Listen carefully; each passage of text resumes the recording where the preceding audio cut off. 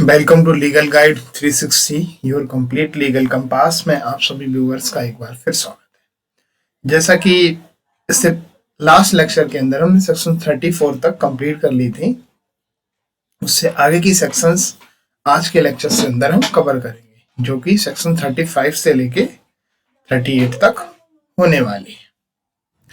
तो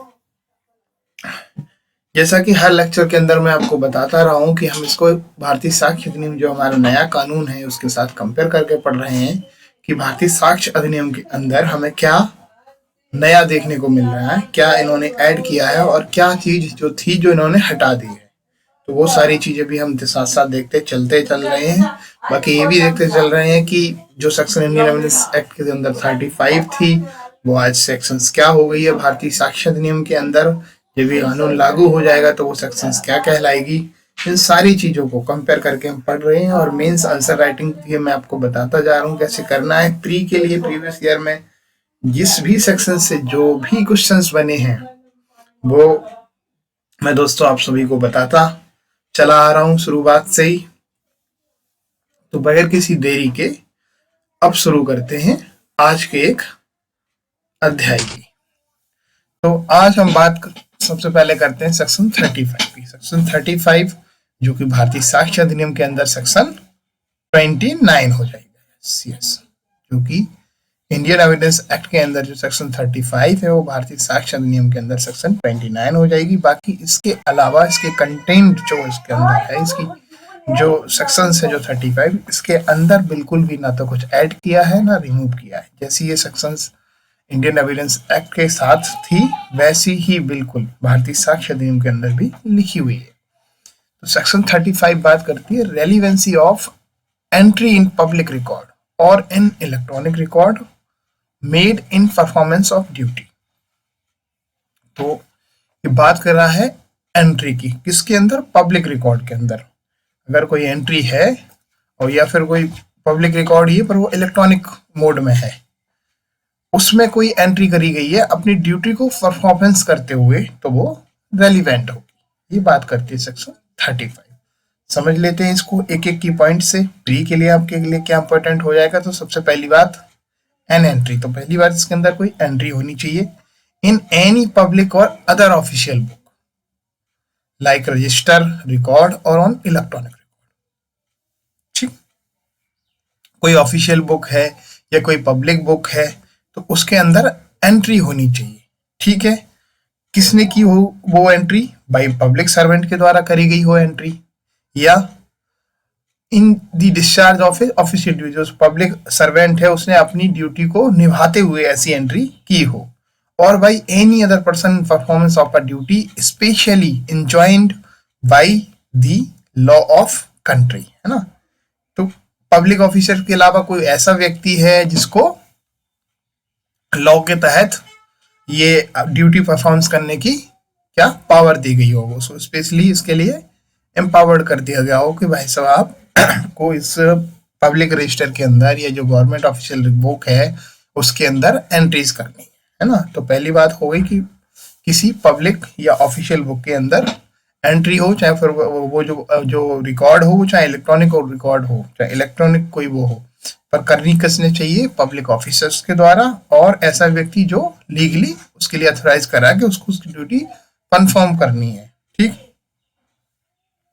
इन विच सच book, register और record और an electronic record cap it itself a relevant fact. तो वो अपने आप में ही रेलिवेंट फैक्ट बन जाएगा। पर ये चीजें जो एंट्री करी गई हैं ये किससे रिलेटेड होनी चाहिए? स्टेटिंग अ फैक्ट इन इश्यू और रेलिवेंट फैक्ट। तो इसको आपको बाद में चलना। तो आपको सेंट्रल के अंदर हमेशा फैक्ट एंड इश्यू और रेलिवेंट फैक्ट, इनको आपको सेंट्रल में रखना है। इनसे ही रिलेटेड कोई एंट्री अगर की गई है, किसके द्वारा? किसी पब्लिक ऑफिसर के द्वारा या कोई ऐसा व्यक्ति जिसे स्पेशली इंजॉइन कराया गया है बाय द लॉ ऑफ जो पर्टिकुलर जो कंट्री है उसके द्वारा, कि वो अपनी ड्यूटी को परफॉर्म करते हुए ऐसी कोई एंट्री करता है, तो वो एंट्रीज सेक्शन 35 के अंदर रेलिवेंट हो जाएंगी। सिर्फ इसके अंदर यही है। अब आपके मन में क्वेश्चन आता होगा कि फैक्ट एंड इश्यू और रेलिवेंट फैक्ट। तो एक तो सपोज करो ए मैं आपको एक एग्जांपल से बताता हूं, ए और बी के बीच कोई डिस्प्यूट चल रहा है। मान के चलो कि कोई एग्जांपल है कि ये प्रॉपर्टी जो है ये ए की है या बी की है। बी कह रहा है मेरा है, ए कह रहा है मेरी है। इन दोनों के बीच कोई प्रॉपर्टी डिस्प्यूट है। तो फैक्ट एंड इश्यू तो हमारा क्वेश्चन क्या हुआ, प्रॉपर्टी किसकी है, ए की या बी की, ये तो हुआ फैक्ट एंड इश्यू। अब प्रॉपर्टी ए की है या बी की है। अब कोई बिल मिल जाती है सपोज करो ए के फेवर में या बी के फेवर में। अब उस बिल से रिलेटेड कोई फैक्ट है, वो क्या होगा, रेलिवेंट के लिए। तो रेलिवेंट के लिए भी कोई फैक्ट रेलिवेंट हो सकता है, समझे। तो एक तो फैक्ट एंड इश्यू मतलब सीधा सीधा इस पॉइंट से जुड़ा हो, जैसे वो बिल हो गई वो सीधी सीधी इससे जुड़ गई, वो एंट्री जो उसके अंदर बिल के अंदर है। एक उस बिल से रिलेटेड कोई बात है, कोई फैक्ट है, वो उस बिल से कनेक्ट हो रहा पर इससे कनेक्ट नहीं हो रहा फैक्ट एंड इश्यू से डायरेक्ट। वो किससे हो रहा, रेलिवेंट से कनेक्ट हो रहा है, रेलिवेंट फैक्ट से। जो फैक्ट जो मिला है, जो रेलिवेंट फैक्ट था फैक्ट एंड इश्यू के लिए, उससे कनेक्ट हो रहा है। तो वो तो इन दोनों की चीज में देखना चाहिए। हम जब भी गवाही कराते हैं, कभी भी कराते हैं, तो हमारे जो क्वेश्चंस होते हैं वो इन चीजों से रिलेटेड होते हैं। फैक्ट एंड इश्यू अगर वो इससे सीधे तौर पे नहीं जुड़े तो वो रेलिवेंट फैक्ट से जुड़े। अगर इसके अलावा अगर कोई और चीज है तो वो हमारे यहाँ एडमिसिबल नहीं है, ना ही उसकी कोई रेलिवेंसी है। मैं इसको एग्जांपल से और समझाऊं। जैसे सपोज ये सर्कल है फैक्ट एंड इश्यू का, ये सर्कल है रेलिवेंट फैक्ट का। तो ये इससे डायरेक्टली जुड़ा है, ये इसके लिए बोलेगा फैक्ट एंड इश्यू के लिए, ये रेलिवेंट फैक्ट बता रहा होगा। सेम ऐसे ही कोई एक अनदर फैक्ट वो इसके लिए भी रेलिवेंट हो सकता है। एक तो ये इसके लिए भी हो सकता है रेलिवेंट फैक्ट, जैसे ये इसके लिए रेलिवेंट हो रहा है, ये इसके लिए भी हो सकता है, इसके लिए भी हो सकता है डायरेक्ट। तो जो या तो ये इससे रेलिवेंट हो रहा हो या ये इसके लिए रेलिवेंट हो रहा हो, फैक्ट एंड इश्यू के लिए या रेलिवेंट फैक्ट के लिए, दोनों कंडीशन में ही इसकी रेलिवेंसी है। इस तरह से आपको समझना है। ओवरऑल 35 ये कहता है कि कोई ऐसी एंट्री जो पब्लिक रिकॉर्ड के अंदर या ऑफिशियल बुक के अंदर किसी पब्लिक ऑफिसर्स और कोई ऐसा व्यक्ति जिसे स्पेशली एम्पावर करा है by law of the country, जो अपनी ड्यूटी को परफॉर्म करते हुए ऐसी एंट्री बनाता है, और जो एंट्री फैक्ट एंड इश्यू और रेलिवेंट फैक्ट पे सीधी तौर से उनके बारे में बातें कही गई हैं, तो वो एंट्रीज अपने आप ही रेलिवेंट हो जाती हैं, चाहे वो बेशक ही इलेक्ट्रॉनिक रिकॉर्ड में ही क्यों ना हो। ठीक, सेक्शन 35 सिर्फ इतनी बात करता है। नेक्स्ट सेक्शन देख लेते हैं। नेक्स्ट सेक्शन 36 है, और जो कि भारतीय साक्ष्य अधिनियम के अंदर सेक्शन 30 हो जाएगी। बाकी इसके अलावा इसके कंटेंट में बिल्कुल चेंज नहीं है, सेम है कंटेंट, ना कुछ हटाया है ना जोड़ा है। तो सेक्शन जो 36 है वो बात करती है दोस्तों मेरे, relevancy of statement in maps, charts and plans. तो ये कह रहे हैं उन स्टेटमेंट्स की रेलिवेंसी की बात कर रहा है जो कि किसी मैप के अंदर लिखी हैं, किसी चार्ट के अंदर लिखी हैं, या किसी प्लान्स के अंदर लिखी है। तो मैप्स, ये हो गया मैप्स, जैसे ये मैंने पिक्चर्स दिए इसलिए ड्रॉ करिए पिक्चर, ये मैप्स हो गया। तो मैप्स बताने की जरूरत नहीं है, ऐसी चार्ट होता है आपको पता होना चाहिए। ऐसे प्लान्स होते हैं, कोई प्लान बनाया आपने, किसी का स्केच किया, वो प्लान्स हो गए। तो उनके अंदर कोई चीज अगर स्टेटमेंट है तो उसकी रेलिवेंसी कितनी होगी, ये सेक्शन 36 हमें बताती है, जो हम पढ़ेंगे अभी कि वो कब रेलिवेंट हो जाएंगे। तो सेक्शन 36 बताता है relevancy of statement in maps, chart and plan. ठीक, वो स्टेटमेंट जो चार्ट और प्लान में दी गई हैं उनकी रेलिवेंसी। तो बात कर लेते हैं statement of fact in issue और रेलिवेंट फैक्ट। तो पहली बात जो मैंने आपको बताई थी सेंटर में रखना कि स्टेटमेंट जो होंगी चार्ट के अंदर, मैप के अंदर और प्लान्स के अंदर, वो किससे रिलेटेड होनी चाहिए, फैक्ट एंड इशू से जुड़ रही हो वो सीधे तौर पे, या रेलिवेंट फैक्ट्स के जरिए जुड़ रही हो। जुड़ेंगी तो फैक्ट एंड इशू से ही, पर वो रेलिवेंट फैक्ट को ही सपोर्ट कर रही हूँ, इससे सीधी डायरेक्ट ना जुड़ी हो, रेलिवेंट फैक्ट से जुड़ी हूँ। मैंने आपको बताया तो 3 सर्कल बना के, ये मान लो फैक्ट एंड इशू है, ये रेलिवेंट फैक्ट है, और ये एक अनदर फैक्ट है।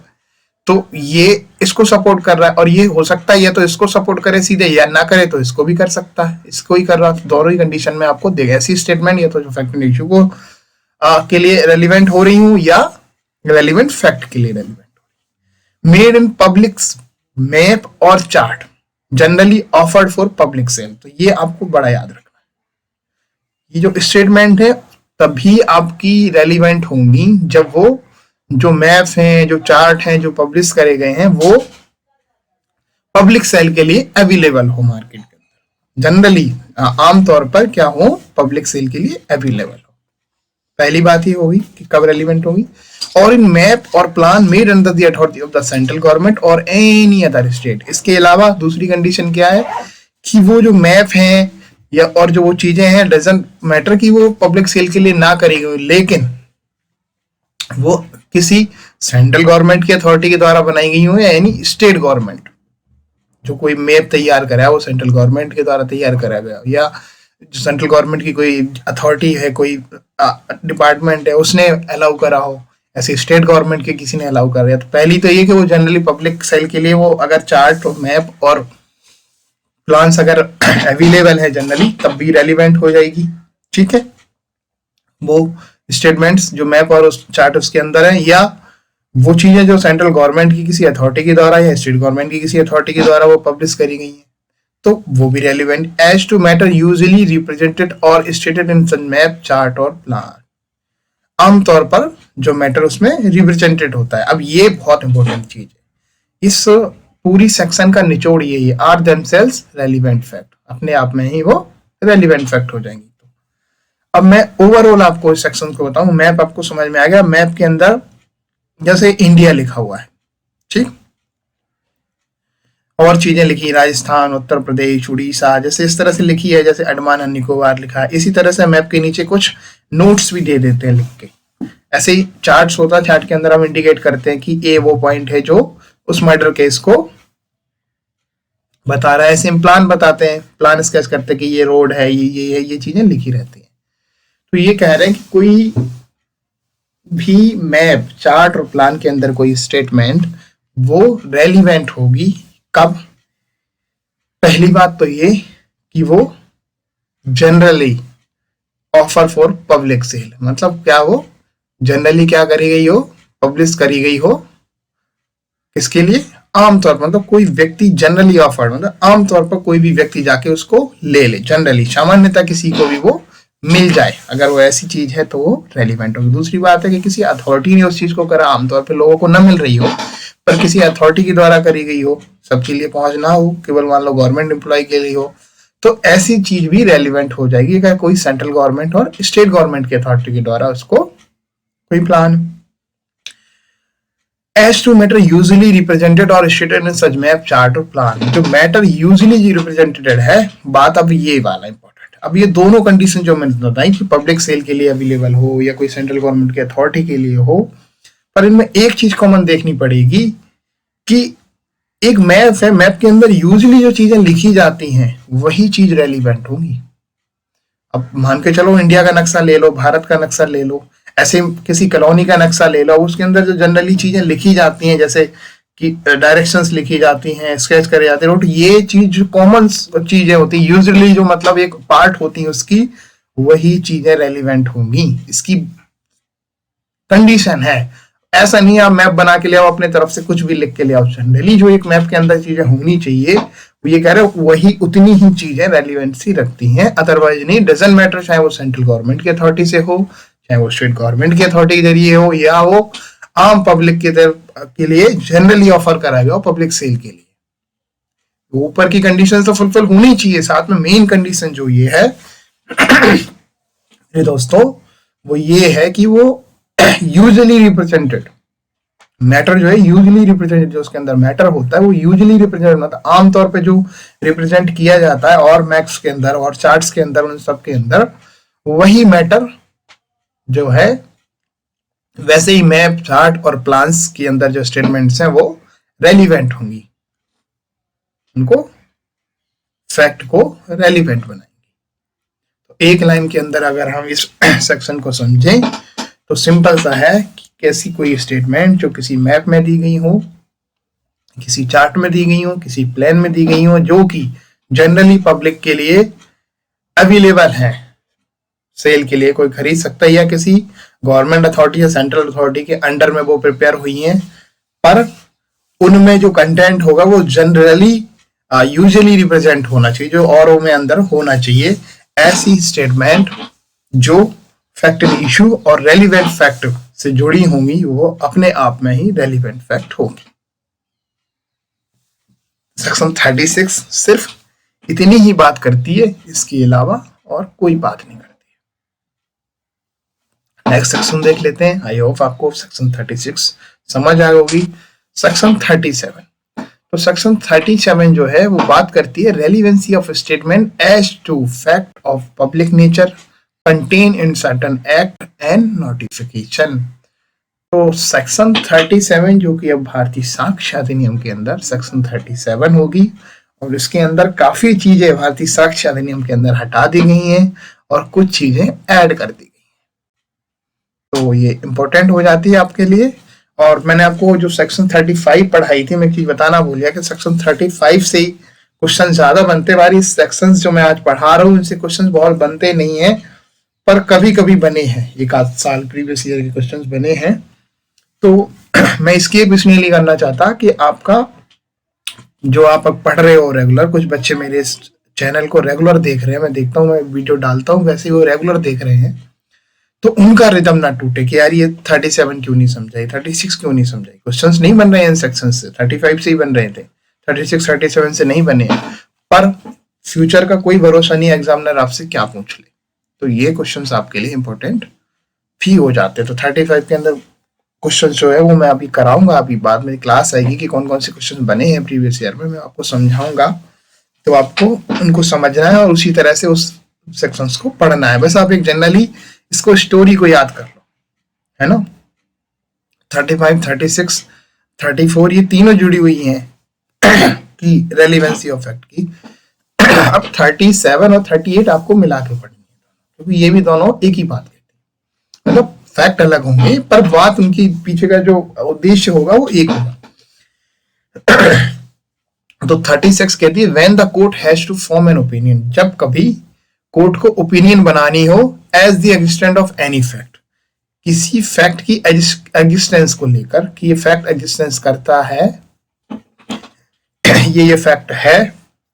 यहाँ पे नॉन एग्जिस्टेंस वर्ड यूज नहीं है, तो आपको सिर्फ यही कहना है कि ओपिनियन उनको बनानी है ये कि ये है, ये एग्जिस्टेंस करता है।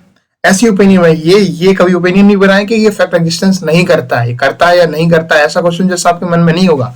कोई फैक्ट है, उसकी एग्जिस्टेंस के बारे में अगर जैसा आपको कोई ओपिनियन बनानी है और वो पब्लिक नेचर का है, तो ऐसा नहीं है कि जज साहब कुछ भी मन से अपने ओपिनियन दे देंगे उसके ऊपर, बिल्कुल नहीं। जज साहब भी बाउंड है। देखो कितनी खूबसूरती है हमारे लॉ की, जो जज साहब की भी ड्यूटी बता रहा। मतलब ये नहीं है कि मेरा मन आया मैं तो वो किया, वो वाली चीज बिल्कुल नहीं है। तो जज साहब को किसी फैक्ट की एग्जिस्टेंस के ऊपर, एग्जिस्टेंस मतलब उसका अस्तित्व है किसी फैक्ट का, उसके बारे में अगर ओपिनियन बनानी है जो कि किसी पब्लिक नेचर से रिलेटेड है, तो any statement of it made in recital contain in any act of parliament of the United Kingdom or in any central act, provincial act or a state act, or in a central act, central government or state government notification or notification by the crown representative appearing in the respected appearing in the official gazette or in any printed paper, और इन जो blue में है वो मैं नहीं पढ़ रहा हूं अभी क्योंकि ये आपको ऐड किया है, purporting to be the London or the government gazette or any dominion colony or possession of his majesty is a relevant fact।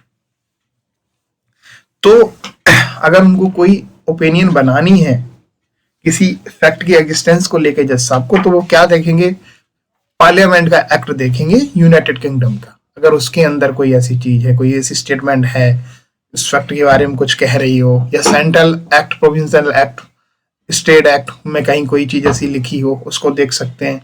कोई सेंट्रल गवर्नमेंट या स्टेट गवर्नमेंट का कोई नोटिफिकेशन, या कोई क्राउन रिप्रेजेंटेटिव जो होते हैं उन्होंने कोई नोटिफिकेशन दिया हो, है ना, ऑफिशियल गजट में जो प्रिंट हुआ हो पेपर में, एनी प्रिंटेड पेपर के अंदर हुआ हो, लंदन और the government gazette of any dominion कानून, है ना, कोई लंदन के अंदर कोई जो प्रिंटिंग पेपर ऑफिशियल गजट हुआ, या कोई कॉलोनी का कोई वो गजट हो वो पेश हुआ हो, जो कि उनकी मजिस्ट्रेट जो पोजीशन ऑफ मजिस्ट्री हो, है ना। तो ऐसी स्टेटमेंट अगर कोई है और कोर्ट को ओपिनियन बनाना है, तो इन चीजों से उठा के उसके लिए ओपिनियन उसकी एग्जिस्टेंस को लेके दे सकता है, और ऐसी ओपिनियन रेलिवेंट हो जाएगी। तो जैसे आपको उठानी कहां से, इन चीजों से लेके उठानी, अपने आप से ओपिनियन नहीं देनी। कोई फैक्ट का क्वेश्चन ये उठता है कि इस फैक्ट की एग्जिस्टेंस है, क्वेश्चन ये उठेगा सिर्फ कि इस फैक्ट की एग्जिस्टेंस है। ये क्वेश्चन कभी नहीं उठेगा कि इस फैक्ट की एग्जिस्टेंस है या नहीं है।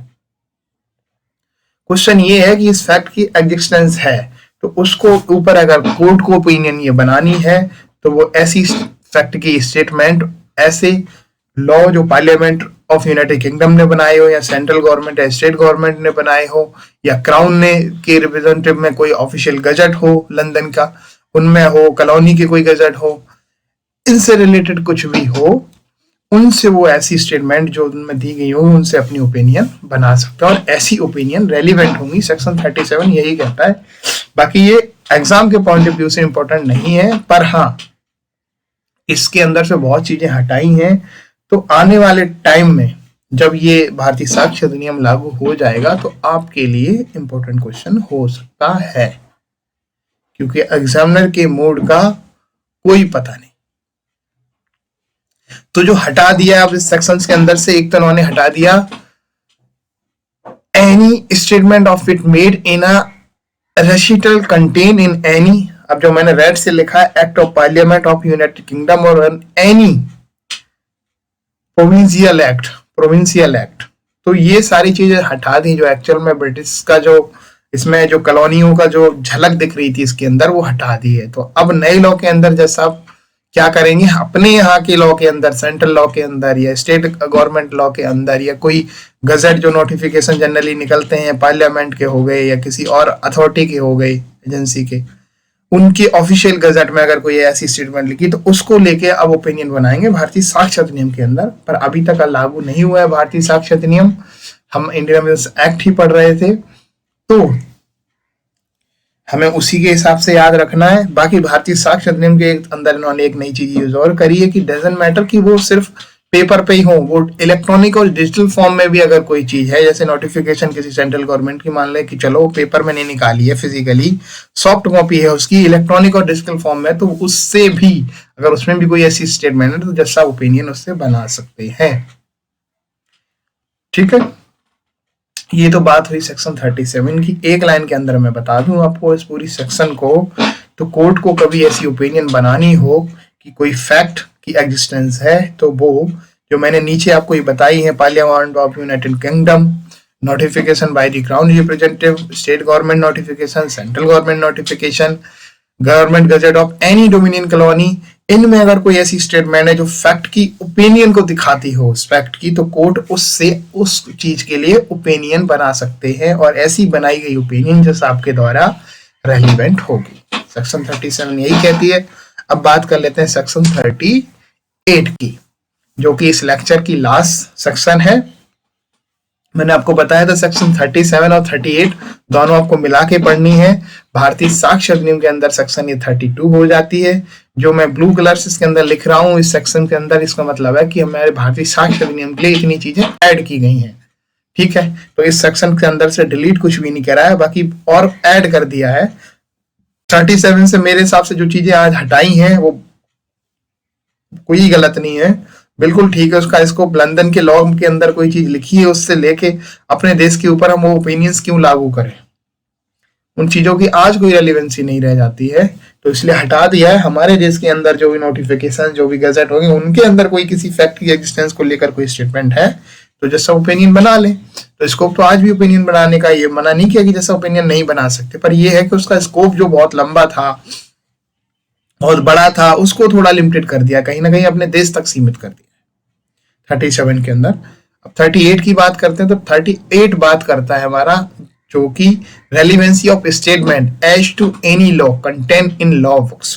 ठीक, तो जो 37 बात कर रहा था वो किसी लॉ से बात नहीं कर रहा था कि किसी लॉ में लिखा होगा तो आप उसकी इफेक्ट की ओपिनियन, वो किसी लॉ के बारे में ओपिनियन बताने की बात नहीं कर रहा, वो फैक्ट की बात कर रहा था। फैक्ट के बारे में अगर कोई एग्जिस्टेंस दिखानी है, कोर्ट को किसी फैक्ट की एग्जिस्टेंस है उसके बारे में कोई ओपिनियन बनानी है, तब की बात कर रही थी सेक्शन 37, जबकि 38 बात कर रही है कि कोई लॉ के ऊपर अगर कोई ओपिनियन बनानी है, किसी कंट्री के लॉ के ऊपर कोई ओपिनियन बनानी है, ओपिनियन देनी है, तो सेक्शन 38 को के बिहाफ पे बनाएंगे और ऐसी बनी ओपिनियन रेलिवेंट होगी।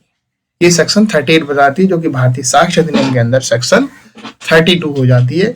इसके अंदर इन्होंने इंक्लूडिंग इलेक्ट्रॉनिक्स रिकॉर्ड और डिजिटल फॉर्म भी बता दिया है कि कोई इलेक्ट्रॉनिक्स रिकॉर्ड या डिजिटल फॉर्म में अगर कोई लॉ है तो वो भी, उससे भी हमारे जज साहब ओपिनियन ले सकते हैं। अब पढ़ लेते हैं सेक्शन कह रही है when the court has to form an opinion as to law of any country.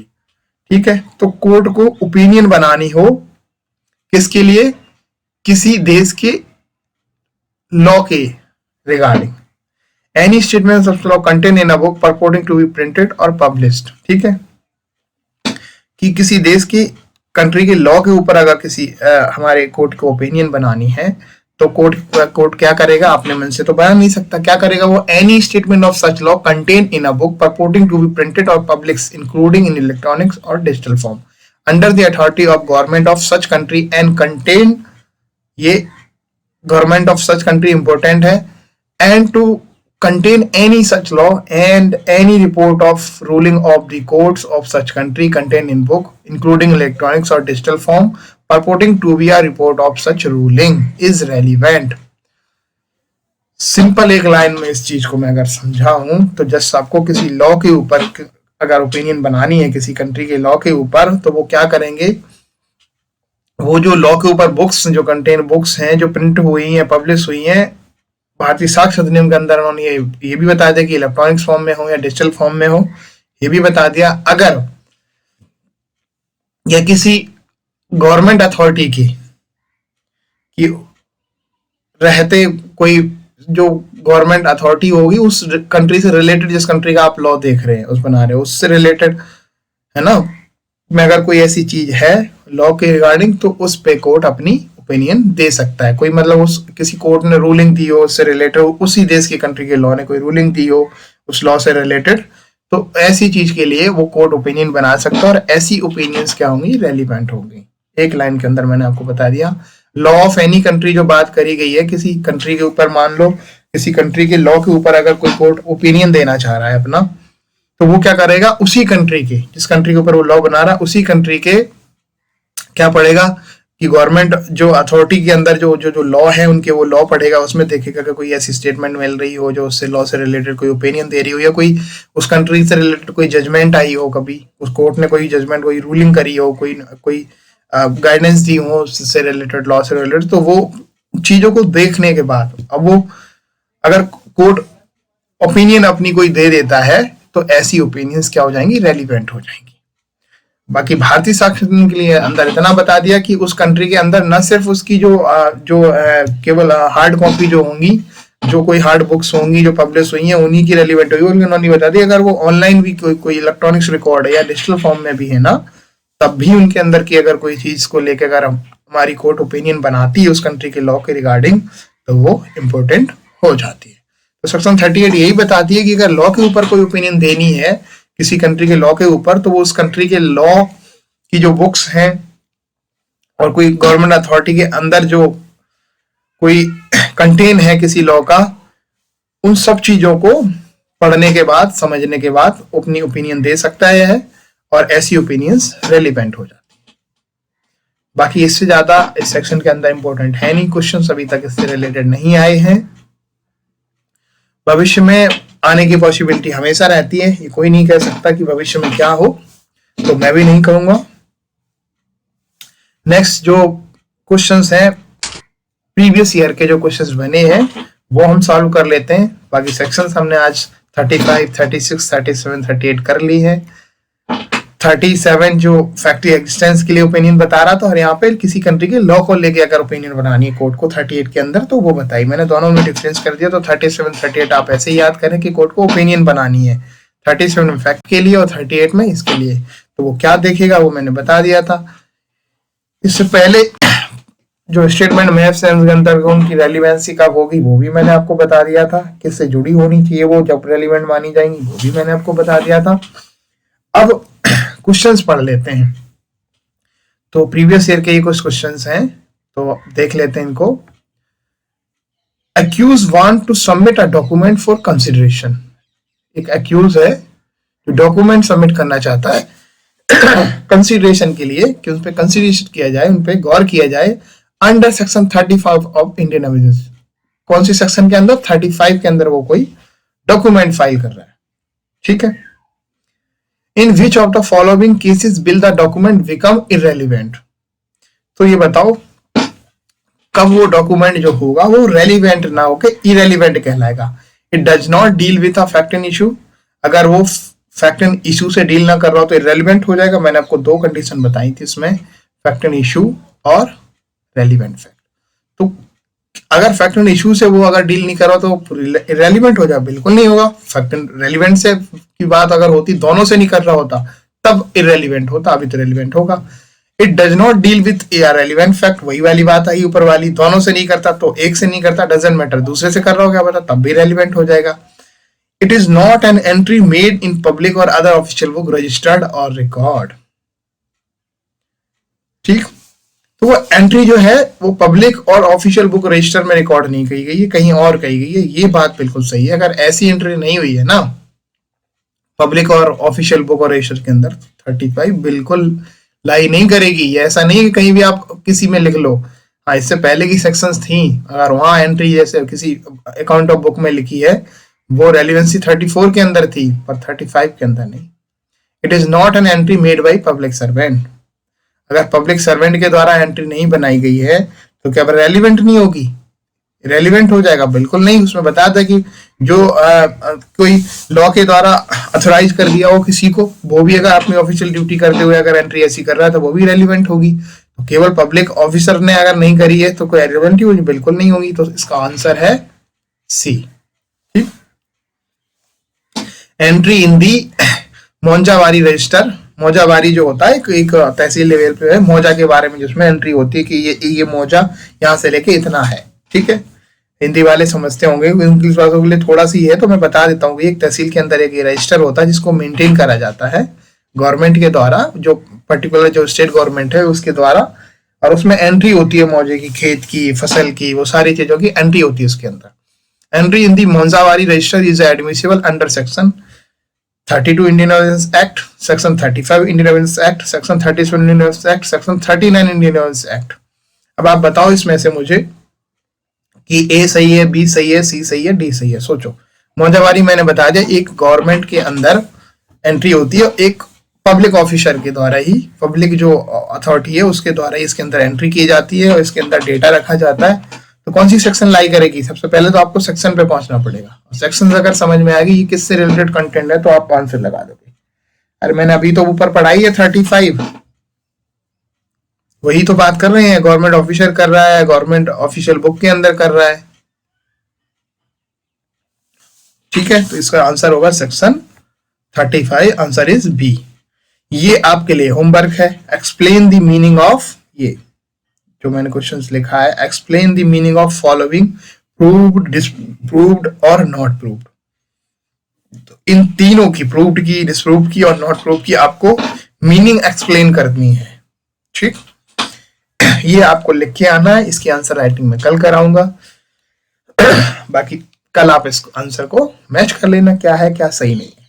ठीक, यही क्वेश्चन थे आज के इंपॉर्टेंट। नेक्स्ट देखते हैं। तो नेक्स्ट आज की क्लास में यही फिनिश करूंगा। मिलते हैं कल। Thank you for watching and subscribe for more videos और join our Telegram channel to get free study material. Channel legal guide 360 के नाम से मैंने टेलीग्राम के अंदर चैनल बनाया हुआ है जिसपे आपको ये पीडीएफ फ्री ऑफ कॉस्ट निःशुल्क मिलती है, जिसमें आंसर राइटिंग के जो मैं क्वेश्चंस लिखाता हूँ, आंसर लिखाता हूँ, वो भी आपको अवेलेबल हो जाएंगे। प्री के क्वेश्चंस हैं वो भी अवेलेबल हो जाते हैं। पूरी पीडीएफ जो आप इस वीडियो के अंदर देख रहे हो एज इट इज मैं वहां पे अपलोड कर देता हूँ, तो आप वहां से इसे इजिली डाउनलोड कर सकते हैं और पढ़ सकते हैं और अपना भविष्य बना सकते हैं। Thank you so much. मिलेंगे कल एक नई वीडियो के साथ एविडेंस एक्ट का, इससे आगे की आने वाली सेक्शन से रिलेटेड होगा और कुछ जजमेंट जो उससे रिलेटेड होंगी उन सबको लेकर मैं फिर कल आपके सामने हाजिर होऊंगा। तब तक के लिए धन्यवाद। Thank you so much.